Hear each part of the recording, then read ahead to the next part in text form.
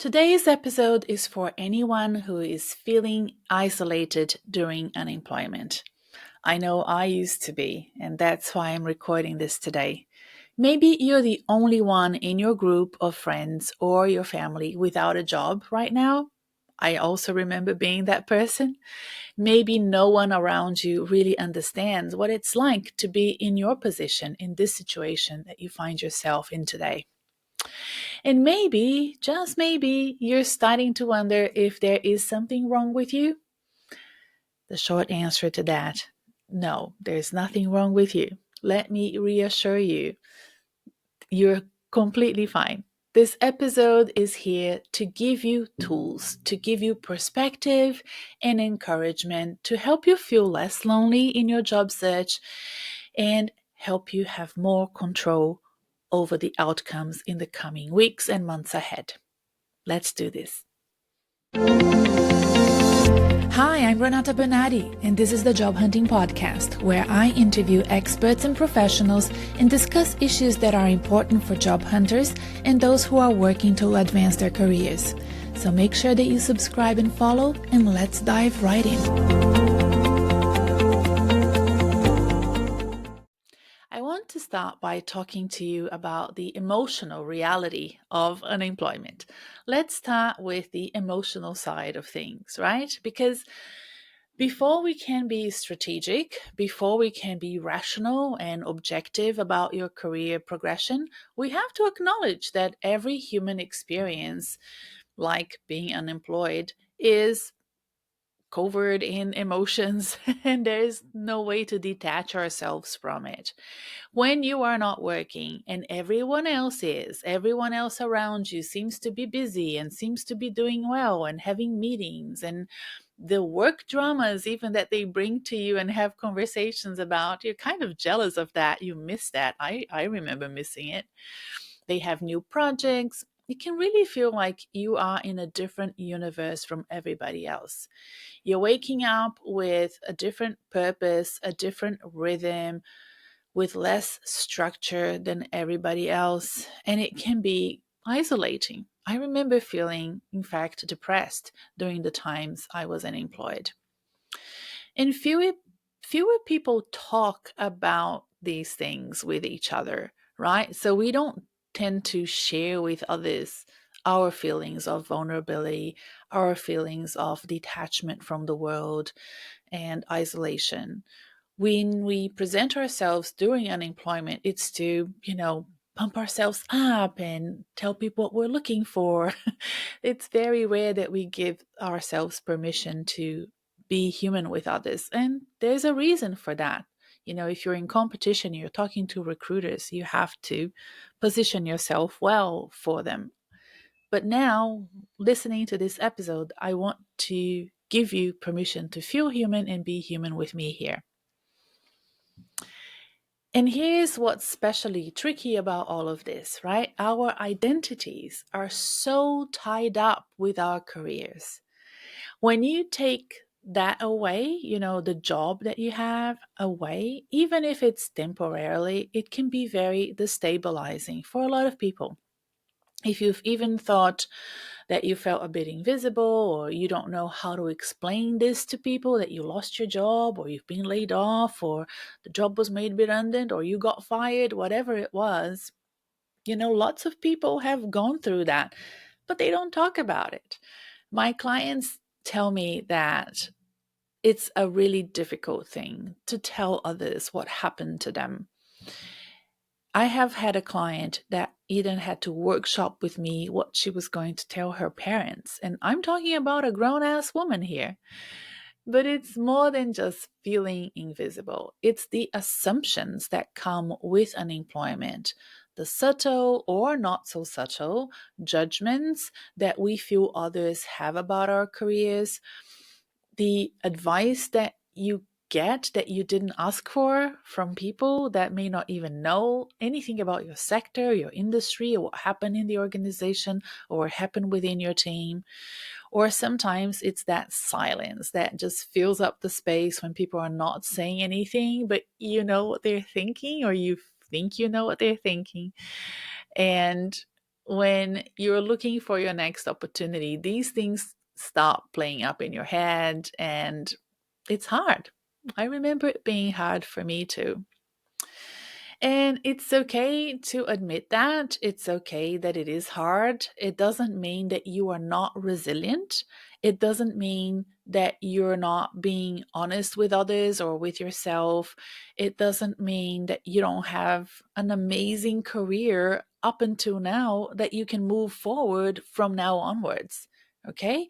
I think we need to detach the career progression that you've had, your competencies, your skills, your experience, your expertise, your leadership from the transition period that you find yourself into. We need to do that because it's true. One thing is all of the experience that you're bringing with you, the other is the ups and downs of everyone's careers. You don't see them, they don't talk about it, but it happens to everybody. Now, why I believe that your support network could be letting you down. So let's talk about that. That's kind of controversial that I talk about this all the time. I don't see a lot of it written. You know how influenced that I am about Stephen Pressfield, who wrote Do the Work. I'll put a link to that essay down below. But I find that sometimes people talk to us, but they have not looked for a job in over a decade. They give us advice, but they are not from your sector or your expertise. They are your friends and they love you. They are your family and they don't want to see you change or move or be too risky, but they sometimes say the wrong thing. And it's not their fault. I think everybody's trying to do their best for you and providing you with resume templates that don't work, with career advice that's not up to date. It's not that they're trying to see you fail, it's just that they're trying to help you with out of date or misinformation. Sometimes they say nothing at all, and that can really hurt. I know I've been hurt a lot by people that haven't really expressed what they were feeling about things that I was telling them. And often it's not because they don't care, it's because they don't know how to say it or express their feelings. Sometimes they don't even know anything about what you're saying, and it's hard for them to help you out. And many of my clients, because my clients are usually in their 40s, 50s, and 60s, not just clients that I see as private coaching clients or consultations, but I believe even people that buy my online courses are, more experienced career professionals. That's my whole niche is that population, that demographic. And when I talk to clients, they say something that I think can be extrapolated to you listeners, right? What I hear is something along the line of none of my friends have been unemployed. None of my friends have been in this situation. Or my partner wants to help but keeps pushing me to take the first job that comes along. My family thinks I should be over it by now. Why am I still upset about this? And the truth is that unless someone's been through a similar experience recently, especially at a middle manager to senior level, which again I think is my niche, in a very competitive market, I think it's quite interesting that things have changed so much that if you have discussed career transition with somebody that was looking for a job in 2022, 2023, things were good for them. Like, don't even compare yourself to their situation. The job market was really, really positive towards candidates, and employers was just struggling to get people, so they were hiring left, right, and center. They were offering better salary packages. 2024 undid all of that. 2025 hasn't been a good year either. And that's up, those ups and downs in supply and demand is they're common in every market, but especially in recruitment, we're really feeling it at the moment. So even if the experience is rather recent, if they were going through a transition in a good year for job candidates, they probably don't get how mentally and emotionally demanding it is to be looking for work when there aren't as many jobs advertised and whereas there is way more volatility in the job market than in the past.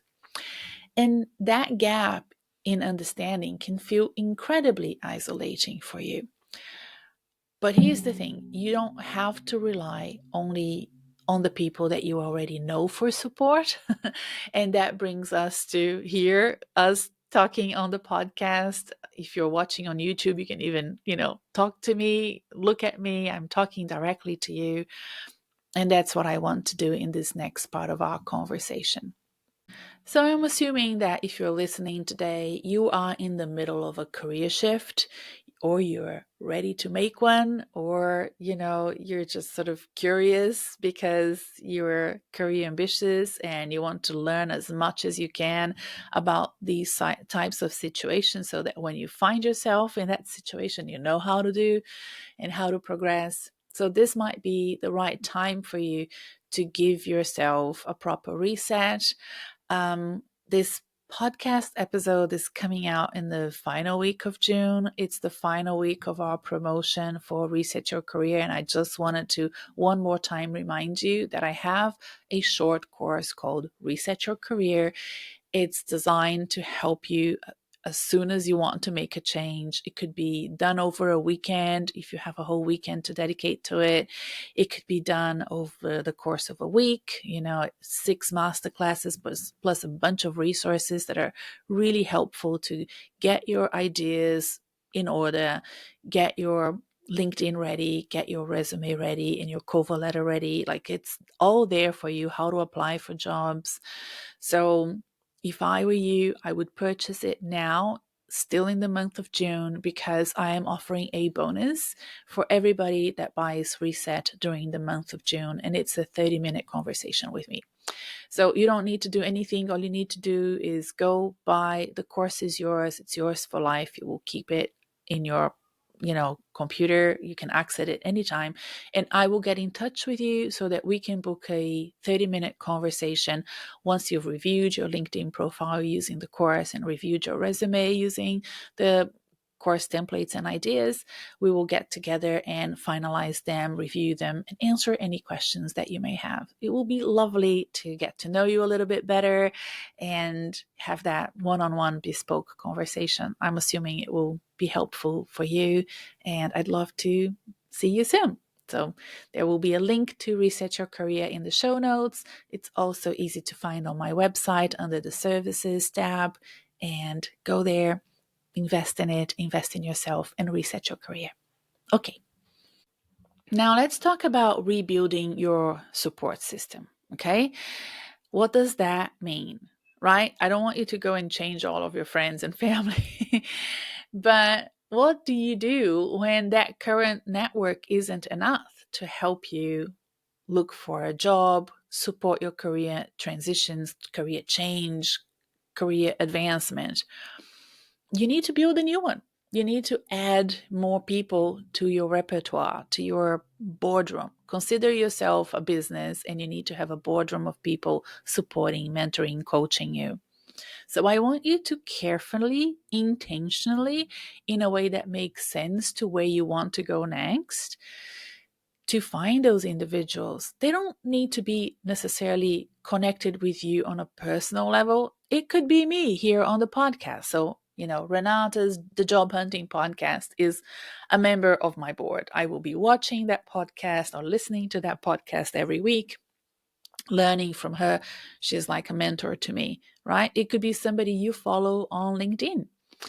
It could be somebody that you always liked to talk to but weren't very close to, and then you send them a message or an email and say, look, I would really like your advice as I move my careers towards this area, and I thought maybe you could give me some ideas if you think it's a good idea.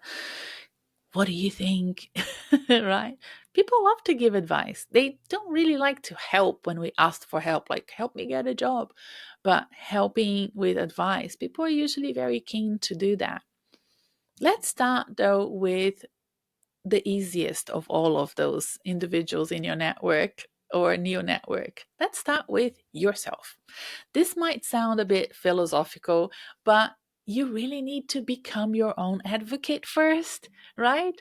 And I spoke about Reset Your Career, the online course just before. There's a masterclass there about storytelling because we actually hate talking about ourselves and we don't advocate for ourselves. And you need to be a good advocate for yourself first, right? So that means treating yourself with compassion, encouraging yourself, motivating yourself, being a disciplinarian, and creating that own self accountability, the habit and routine of engaging with conversations with yourself about your career. It means not buying into the stigma that says being unemployed is something to be ashamed of, because there's nothing to be ashamed of. It would be really unusual for somebody to have such a long career, 30, 40 years working, and not have a single time when they're unemployed. I mean, that's impossible. And it means giving yourself the structure, the goals, and the routines that help you stay focused and grounded, right? So do that for yourself.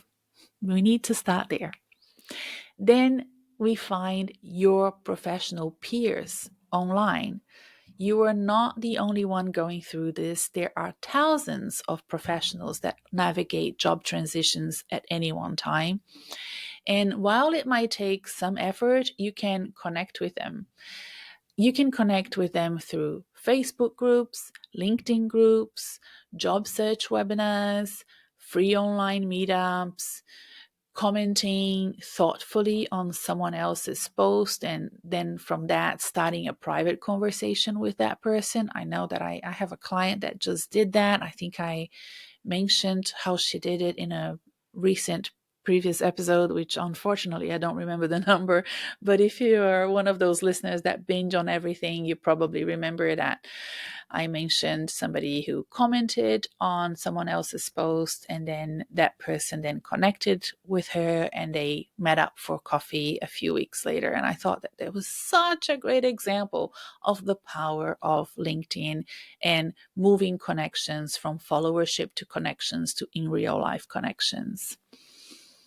So some of my strongest professional connections that I have started that way, not in a networking event, not through a mutual contact, but online.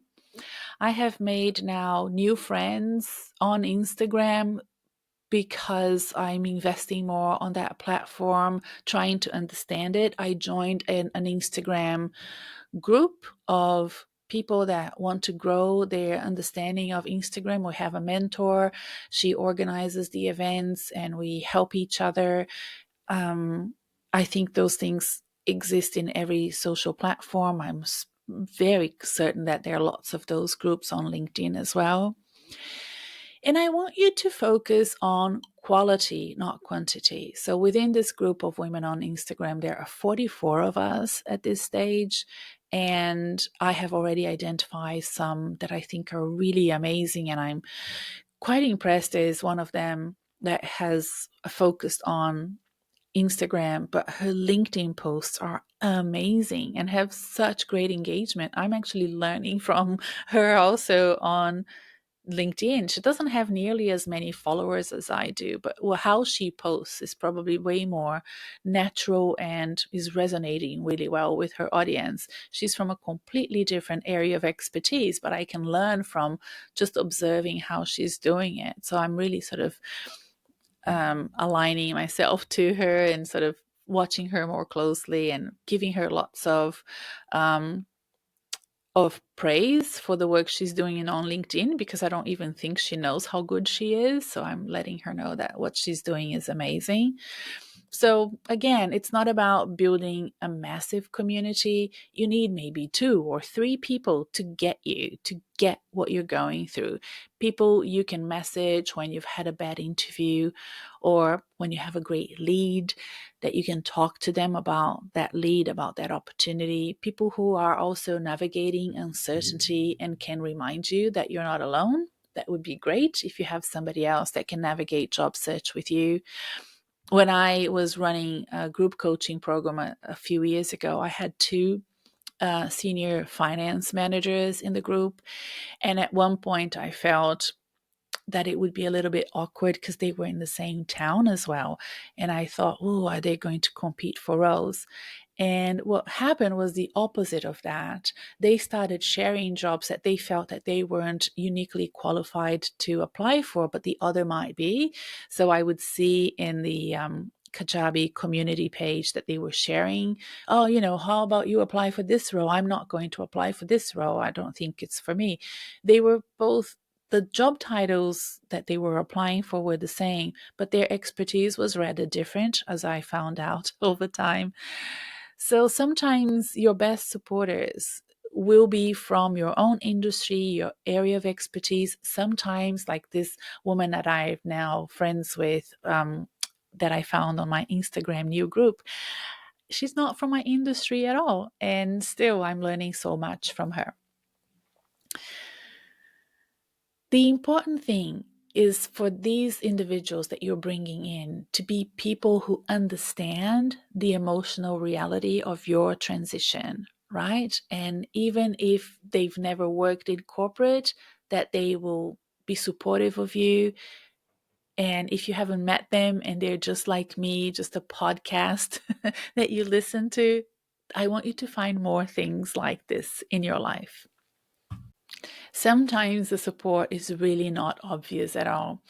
There was this client that was made redundant last year in 2024, and he was in a C-level role.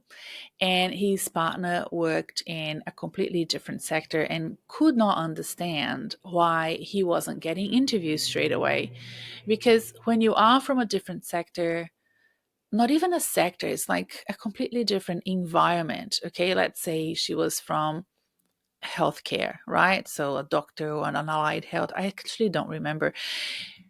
But she doesn't have that experience of white collar work and corporate work where you have to apply for jobs in that way. It's different for them. And his friends were all still working. So none of them were unemployed. And I remember having that discussion with him last year, and I took those notes to do this episode, and then I never did it. And he was in one of those group coaching programs that I run, and he said that the biggest value wasn't the resume or the LinkedIn strategy. It was really the group coaching community that we had created.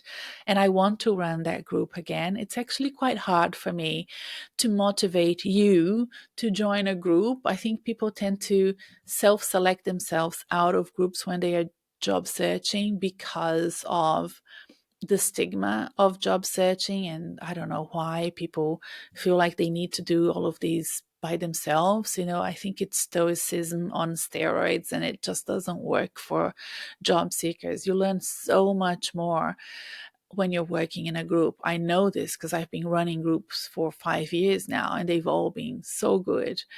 The feedback is always fantastic. Just hearing others share the same frustrations that he had felt him feel much better about the situation again. He's now back in a leadership role, and he still catches up with people in the group. He messages me from time to time when he goes for a coffee with somebody, just to say, look, I've just been to a coffee with such and such from the group. And I love that.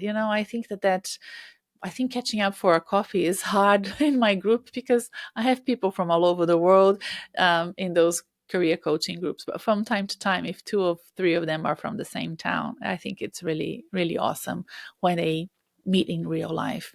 And even if they are not, I have one group coaching client in Seattle that I know has been in touch with another client of mine who is in London. So there you go, right? It's so amazing to see that happen. And more importantly, for them to be supporting each other. So that's the message for you. you are not alone.